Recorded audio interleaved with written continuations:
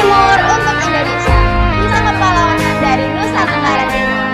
Halo Sobat Podcast, saya Wasti sebagai host 1 dan teman saya Caca sebagai host 2. Selamat datang di podcast Inspirasi Pelajar, ruang kita untuk berbagi cerita, semangat, dan juga kebanggaan sebagai anak bangsa. Betul sekali Wasti. Spesial hari ini kita akan mengenang jasa para pahlawan, terkhususnya dari Nusa Tenggara Timur. Sosok-sosok yang belum kita kenal, tapi semangat juangnya luar biasa buat Indonesia.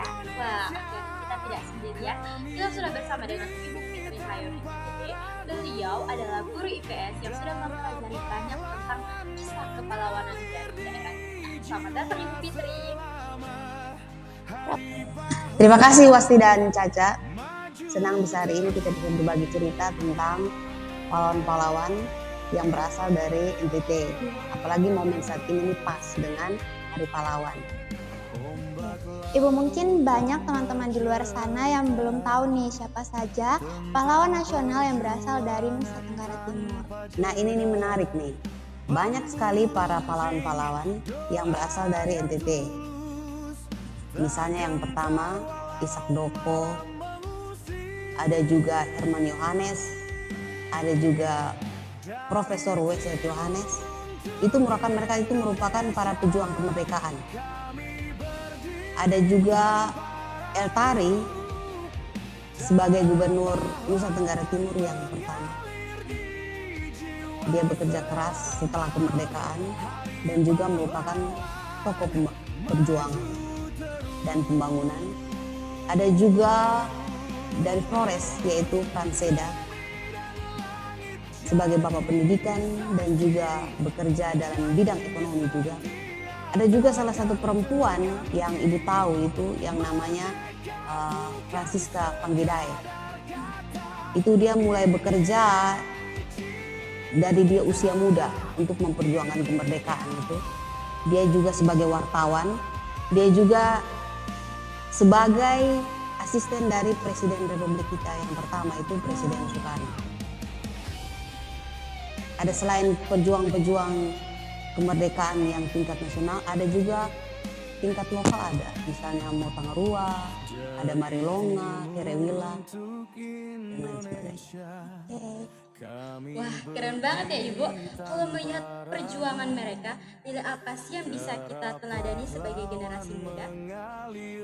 Nah ini nilai-nilai yang ditanamkan oleh para pejuang-pejuang kemerdekaan ini, misalnya seperti 3 para pejuang yang pertama itu Iya Doko, Herman Yohanes, dan Profesor W.C. Yohanes. Mereka menanamkan sikap nasionalisme atau cinta tanah air. Semangat perjuangan dalam membela kemerdekaan Indonesia itu perlu ditiru oleh generasi muda sekarang. Ada juga gubernur yang pertama tadi yang sudah disampaikan itu El Tari. Itu merupakan tokoh yang sangat hebat, bekerja dari nol setelah kemerdekaan. Nilai semangat cinta tanah air dan dedikasi yang tinggi. Ada juga Franseda, nilai kerja keras, dan juga di mana pendidikan itu merupakan kunci utama dari kemajuan suatu bangsa. Dan juga tokoh-tokoh atau tokoh-tokoh lokal lainnya yang mengajarkan tentang yang namanya dedikasi. Oke, jadi perjuangan mereka itu bukan cuma melawan penjajah ya, tetapi juga mereka membangun daerah dan memperjuangkan kesejahteraan rakyat. Tepat sekali Caca, itu merupakan bentuk dari kepahlawanan sejati, berjuang tanpa pamrih demi kemajuan dan kesejahteraan bangsa dan negara. Kalau begitu bagaimana caranya sebagai pelajar Mas untuk mengenang dan meneruskan semangat pahlawan dari itu? Oke, kita mulai dari hal-hal yang kecil dulu, yaitu belajar dengan sungguh-sungguh. Waktu yang ada dipergunakan untuk melakukan hal-hal yang bersifat positif. Kita berprestasi baik di lingkungan sekolah maupun di luar sekolah. Kita saling menghargai antara satu dengan yang lain, saling menghormati, menjaga persatuan dan kesatuan bangsa, dan juga kita lebih mencintai lagi budaya lokal. Kalau pemuda-pemuda atau generasi NTT mau berprestasi dan mau rendah hati belajar lebih banyak, itu merupakan salah satu bentuk dari keperlawanan masa kini. Luar biasa ya. Jadi semangat juang itu tidak dengan tidak harus di medan perang, tetapi juga bisa di ruang kelas, bisa di kegiatan sosial, dan di dunia digital. Tidak terasa kita sudah ada di penghujung podcast hari ini. Terima kasih banyak atas Sama-sama. kisah dan inspirasi. Semoga semangat pahlawan dari NTT terus hidup dalam diri kita semua. Betul, untuk semua pendengar podcast dimanapun kalian berada, mari kita lanjutkan semangat dari pejuang nasionalis. Dari timur untuk Indonesia. Oke, jadi perjuangan mereka itu bukan cuma melawan penjajah ya, tetapi juga mereka membangun daerah dan memperjuangkan kesejahteraan rakyat. Tepat sekali Caca, itu merupakan bentuk dari kepahlawanan sejati, berjuang tanpa pamrih demi kemajuan dan kesejahteraan bangsa dan negara.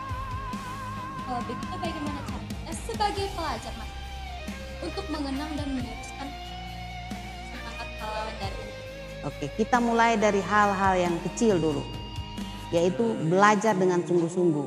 Waktu yang ada dipergunakan untuk melakukan hal-hal yang bersifat positif. Kita berprestasi baik di lingkungan sekolah maupun di luar sekolah. Kita saling menghargai antara satu dengan yang lain, saling menghormati, menjaga persatuan dan kesatuan bangsa, dan juga kita lebih mencintai lagi budaya lokal. Kalau pemuda-pemuda atau generasi NTT mau berprestasi dan mau rendah hati belajar lebih banyak, itu merupakan salah satu bentuk dari keperlawanan masa kini. Luar biasa ya. Jadi semangat juang itu tidak harus di medan perang, tetapi juga bisa di ruang kelas, bisa di kegiatan sosial, dan di dunia digital. Tidak terasa kita sudah ada di penghujung podcast hari ini. Terima kasih banyak atas Sama. kisah dan inspirasi. Semoga semangat pahlawan dari NTT terus hidup dalam diri kita semua.